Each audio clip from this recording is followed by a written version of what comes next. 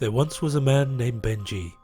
He worked every day with one thing on his mind, spending his hours and minutes ranking his games.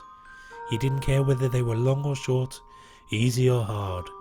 And so here we sit at the edge of the world with Bhenji's top 100 games.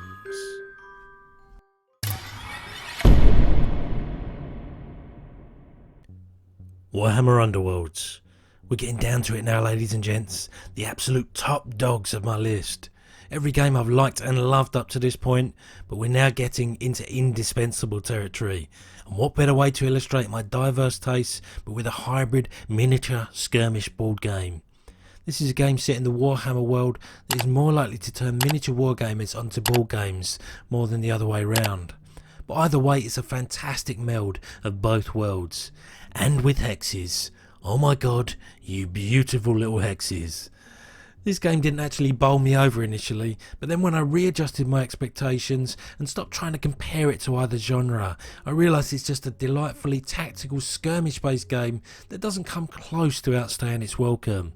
Jockeying for position and rolling dice in attack and defence is about as elegant and simple as the gameplay can and should be, resulting in a great game that has the added bonus of having some stunning miniatures to go with it.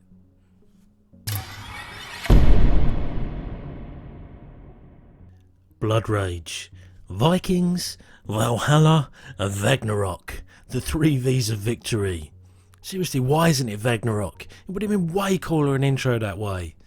This is another game that's delights lie in the fact that it incorporates quite a few different mechanics, without that resulting in a big, bad and bloated game that can't decide what it wants to be.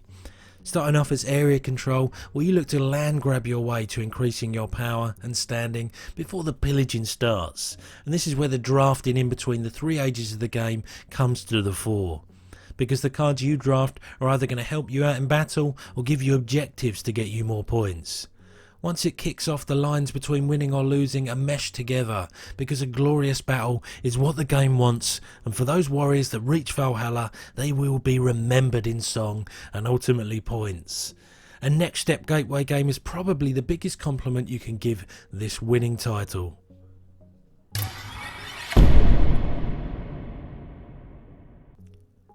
Bunny Kingdom. Is this the cutest game in my top 20? Quite possibly. I honestly didn't know what to expect from this game initially, so I was more than pleasantly surprised when I found an absolute peach of a drafting game with an equally accomplished board game attached to it.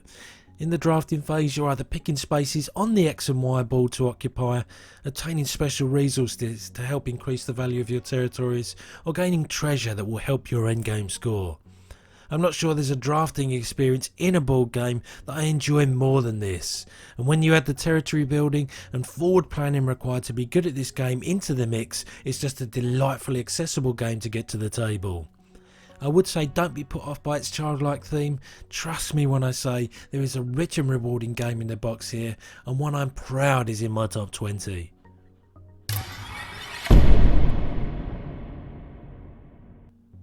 Warhammer 40,000. The big daddy of sci-fi miniature war games has had a new lease of life over the last couple of years, as its core rules have been significantly streamlined from the overly bloated rules that preceded it. Of course, Games Workshop also have a real knack for sculpting truly gorgeous models. So you put good rules with amazing minis and place them on a 6x4 playmat in its epic wargaming Immersive Gold. There are only a few games worldwide that are effectively their own industry, and this is one of them, and I'm a big fan of it. This is also the reason why board games with excessive length don't get to my table that often. I reason that if I'm going to spend 4+ hours playing a game, then it's going to be a war game, and it's probably going to be 40k. There's never a better time to get into this, as the rules are accessible, yet there's still a great deal of rich tactical gameplay on offer should you choose that path. There are literally limitless types of scenarios you can play, and it's a delight inhabiting this game.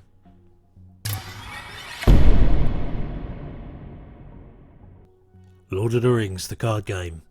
Holy cooperative card game, Gandalf. Would you like layers and layers of theme in your cooperative card game, Bilbo? Yes please. So cards on the table. I only have the core set and the saga expansions because I wanted to play the stories in the books. But you know what, that's okay. I know there's a bunch more product out there, albeit in limited supply now, but it's sufficient for me. I'm happy playing a mechanically sound heroes versus an encounter deck game. One that tells countless stories with such aplomb. The mechanics allow for the various types of scenario as well, which ensures that the game doesn't feel like just variations on a theme with some different names included. Deck building for a relatively small sized deck is also never a chore, and there are a myriad different directions you can go with it. This is a staple game in my collection, and one I suspect even with that new product will be here to stay.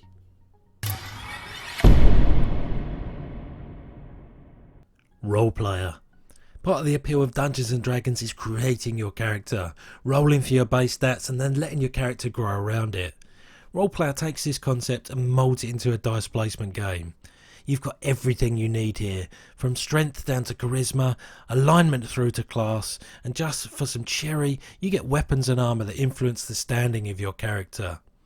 The ultimate goal is to get your base stats up to the desired amount dependent on what race and class you pick, but it's how you get there and how the choices you make each turn allow you to manipulate and rearrange those dice that makes for such an enjoyable and quite tactical gameplay experience. It's a shame this game won't see a wider audience, as it so overtly mimics a D&D character creation layout, because the core fundamentals remain just as tight as the theme. Oh, and in case you're wondering, I'm chaotic good all the way.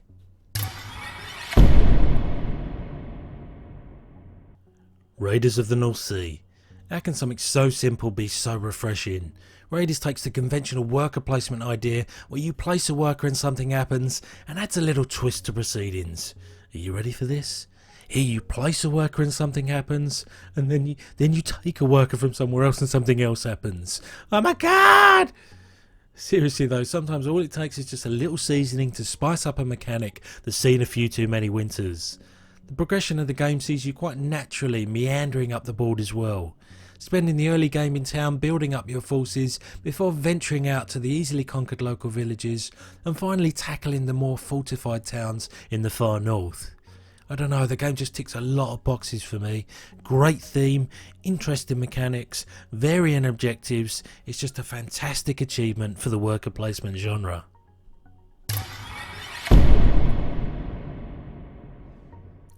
Star Wars Destiny. It is genuinely boring at this point how many good Star Wars games there are out there, and despite its recently announced cancellation, I don't care what anyone says, this is just a phenomenally designed game. Taking the collectible and deck creation elements of collectible card games, adding some really well produced dice and incorporating them into the gameplay so well deserves some real credit. As I sit here talking, I realise that there just isn't a game like this that blends dice and cards so well.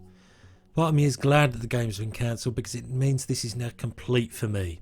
I have a bunch of decks I can always play with, leaving me to focus on how rich and rewarding it is to play, without worrying about buying and constructing more and more decks. This is a game where if you like to map out and sequence how you play things, then you're in for an absolute treat.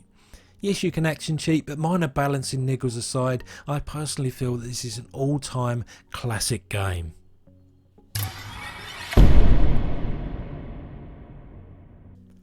Sentient. It's one of those games again where I can barely find a fault with it. As I've explained once or twice already on this top 100 list, some games just do everything right from my perspective, and this is one of them. It's not really a mathy game, but sometimes feels like it. Each turn you're picking a card from the communal marketplace and aligning it so that the dice you've already rolled and placed in your player board equal the numbers denoted on the card. But wait, when you place a card, invariably it will instruct that you can increase or decrease the facing on the dice by 1, making it that little bit harder to ensure that you'll meet each card's objective. It really is such a great design, and one I could subjectively at least almost give a perfect rating. So why isn't it even higher on your list with all that hyperbole surrounding it? Well, I think it just shows that there's more to this list than a game's level of perfection. I just feel it important to gush about how good Sentient is.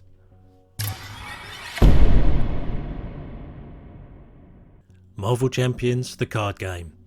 So this is a living card game that really rocked the boat, didn't it? Well, on the face of things, this was an idea ripe for the picking. Provide a cooperative heroes vs villain experience in the beloved Marvel Universe. Each of the cards in your deck can be used for their intended purpose, or as the resources need to pay for other cards. That self-contained dual use of cards is a really great idea that forces you to make hard decisions each turn about what your priority is at any given time. Once you and your fellow heroes have played allies, made your attacks and thwarted the villain's scheming, it's then the big baddie's turn. Another elegant design choice is on display here, as your enemy will either attack you if your character is in hero form, or scheme if you're in your alter ego form. Both are legitimate ways for you to lose the game, so juggling which form you're in at the end of your turn will always be a difficult strategic choice. Marvel Champions takes what FFG have learnt from previous living card games and tried to make the best game they can, and I'm pleased to say they pretty much succeeded. I do hope you've enjoyed my choices so far. Stay tuned for the next 10 games on my list. This video has ended.